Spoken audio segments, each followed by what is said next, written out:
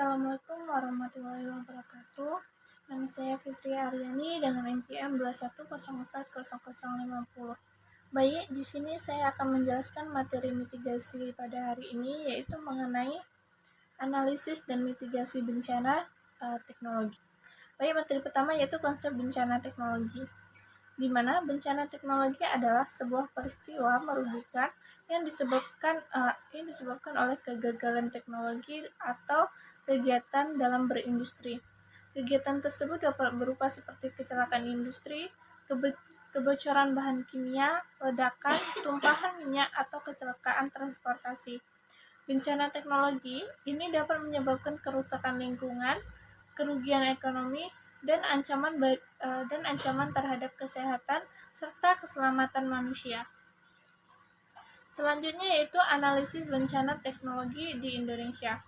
Di Indonesia ada beberapa contoh bencana teknologi yang signifikan, yaitu seperti yang pertama, kebocoran lumpur lapindo pada tahun 2006.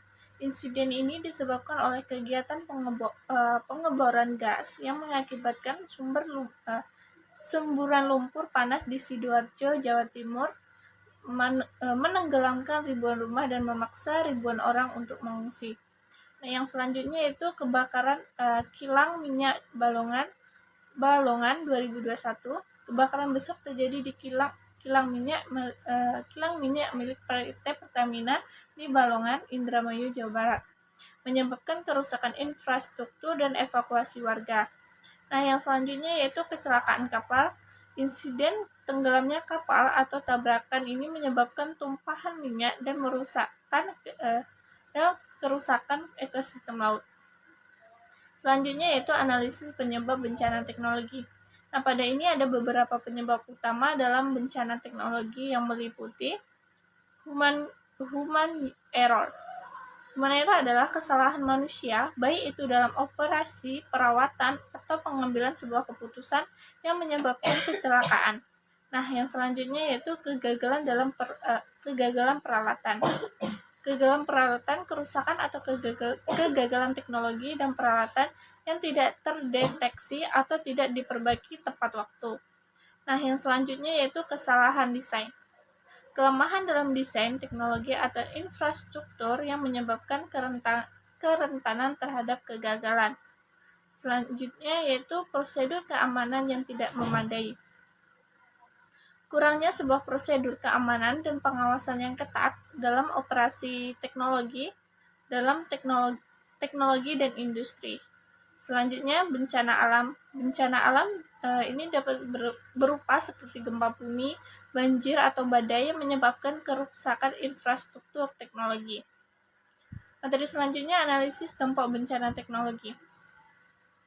Dampak bencana teknologi dapat mencakup beberapa aspek. Yang pertama, dampak lingkungan. Dampak lingkungan dapat berupa polusi udara, air, tanah akibat kebocoran bahan kimia atau tumpahan minyak yang merusak ekosistem dan keanekaragaman hayati. Yang dampak selanjutnya yaitu dampak ekonomi, di mana kerugian finansial besar akibat kerusakan infrastruktur, gangguan operasi, dan biaya pemulihan serta kompensasi. Selanjutnya yaitu dampak kesehatan. Cedera atau kematian pekerja dan masyarakat serta penyakit yang disebabkan oleh paparan bahan berbahaya. Dampak berbahaya. Selanjutnya dampak sosial yaitu pengungsian penduduk, dislokasi komunitas dan trauma psikologis bagi korban.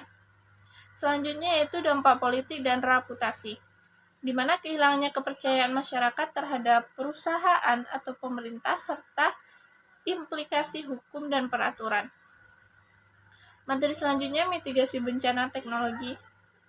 Mitigasi bencana teknologi melibatkan beberapa langkah dan strategi, yaitu yang pertama pengembangan prosedur keamanan.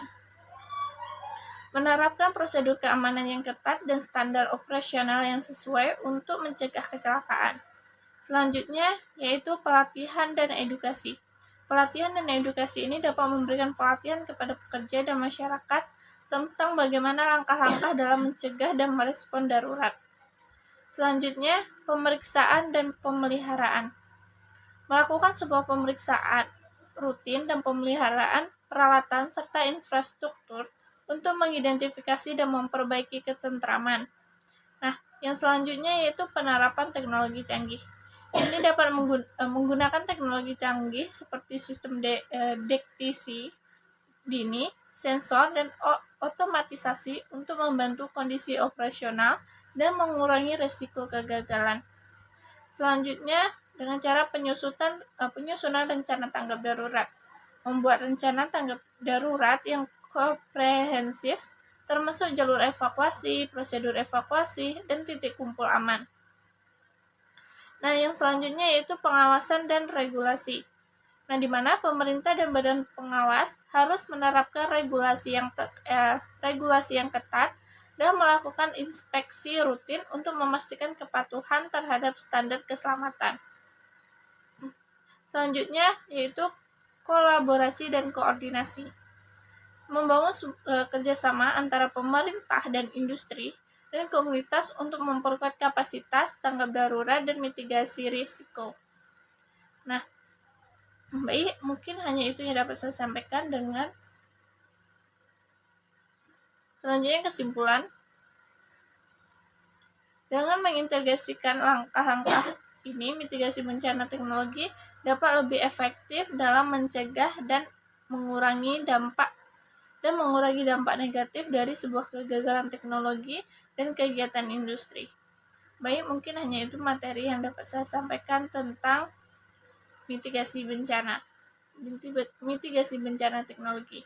Saya Assalamualaikum warahmatullahi wabarakatuh.